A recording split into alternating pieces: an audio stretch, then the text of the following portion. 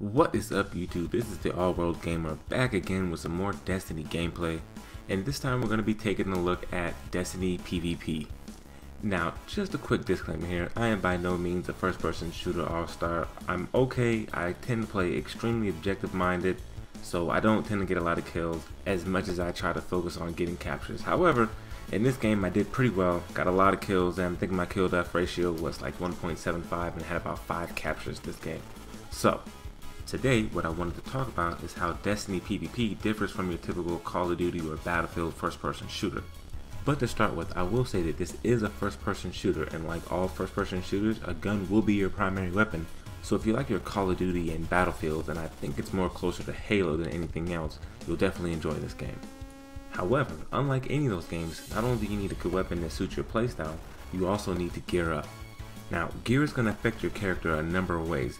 Not only are you going to look different, but it'll also reduce the cooldown on certain abilities and give you different perks and advantages that other players won't be able to have. And the same goes with your weapon. A weapon with higher damage is going to give you a distinct advantage over your opponents. Now, there are certain matches that you can go into where everything is balanced.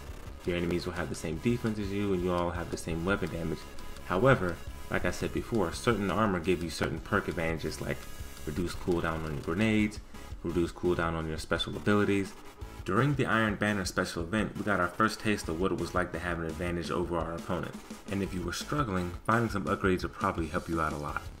The next difference we have is that in addition to our primary and secondary weapons that we'll take into battle, each class also has its own special ability, where he jumps into the air and throws an explosion into the ground. Along the same lines, the Titan has the Fist of Havoc, where he jumps into the air and smashes the ground with his fist, causing a huge area of damage. Both of these abilities will instantly kill you.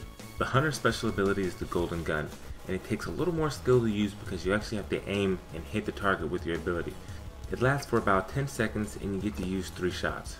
In some cases, as a hunter, you can feel like your super ability is a little underwhelming, but the reality is that you need to use this ability tactically. It's not an ability that you can use in close quarters like the Titan or the Warlock. Another thing to note is that the TTK, or time to kill, is long in this game, which means that sometimes if you're quick enough, you'll be able to turn around and get the kill. Not that it takes any less skill to play any other first-person shooter, but it'll be clearly evident who the more skilled players are here. Some of the things I don't like about the Destiny PvP is that it only runs at 30 frames per second, and if you're used to playing any other first-person shooter, it will be noticeable. It's not game-breaking by any means, but when you go from 60 frames to 30 frames, it's definitely noticeable. A major issue I noticed was that there was a lot of game lag. Now I do realize that it's in beta phase and it's probably an issue that would be fixed, but I had a lot of engagements where I was just exchanging kills with the other person. Meaning I'm shooting at him and he's shooting at me and then we both die, and you can see it happen right here actually. And if you pause the video, you can see I had him by just a little bit, not by much, but just a little bit, and I still died.